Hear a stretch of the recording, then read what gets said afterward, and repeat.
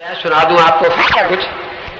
ایک ملتان میں ایک محلے کے 3-4 لڑکے جہاد کے شوق میں لشکر طیبہ میں چلے گئے. اب وہاں جو سیکھ کر آئے وہ کیا تھا کہ باپ کی نماز غلط ہے، ماں کی غلط ہے، بھائی کی غلط ہے، بہن کی غلط ہے.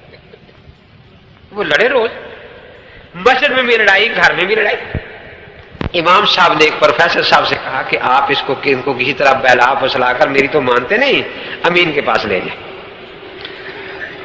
وہ 6 لڑکے تھے، کل 4 کو میرے پاس لایا. اچھا ہے. میں نے کہا بھی دیکھو بات یہ ہے کہ وہاں آپ کتنے مہینے لگا کر آئیں گے؟ 3 مہینے. میں نے کہا جب آپ ان کے پاس گئے تھے تو آپ خالی ذہن تھے، جو کچھ وہ اللہ کے نبی کے نام سے تمہیں کہتے رہے تم مانتے رہے. یہی بات تھی نا کہ جی ہاں. میں نے کہا اب جب میرے پاس آئے ہو نا تو تم خالی ذہن نہیں ہو.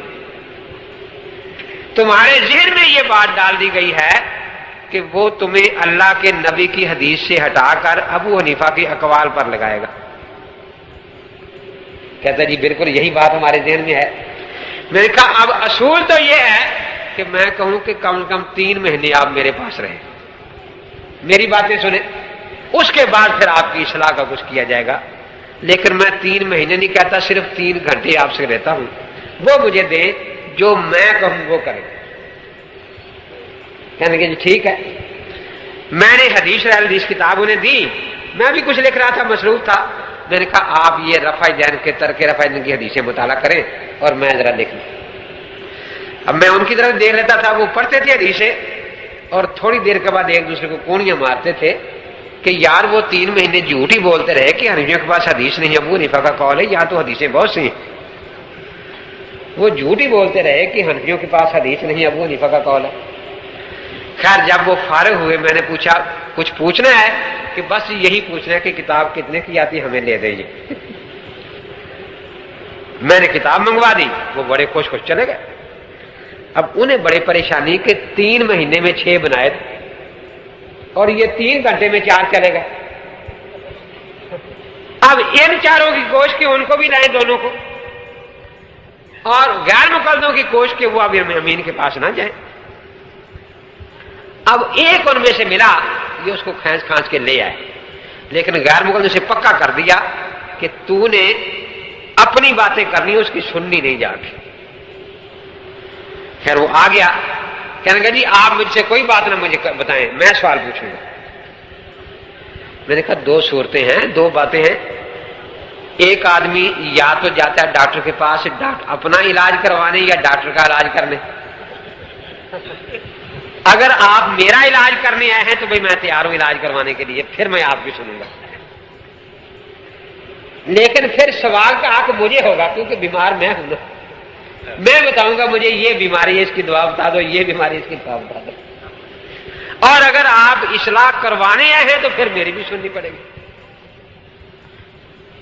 کہنے لگے جی یہ بتائیں کہ سب سے پہلے مسئلہ کہاں سے لینا چاہیے؟ 3-4 سب سے پہلے مسئلہ کہاں سے لینا چاہیے؟ سب سے پہلے مسئلہ کہاں سے لینا چاہیے؟ آخر میں تو ڈاکٹر ہوں ان کا، مجھے تو پتا ہے کہ مریض کہاں سے بول رہا ہے.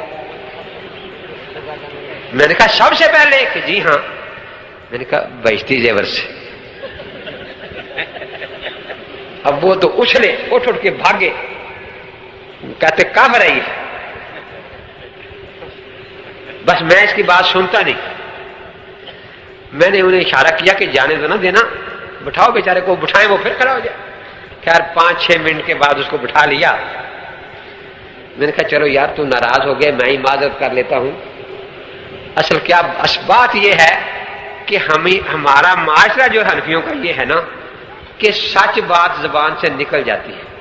کہتا اچھا یہ سچ تھا؟ میں نے کہا تھا تو سچ ہی. وہ پھر غصے سے کھڑا ہو گیا تو یہ سچ.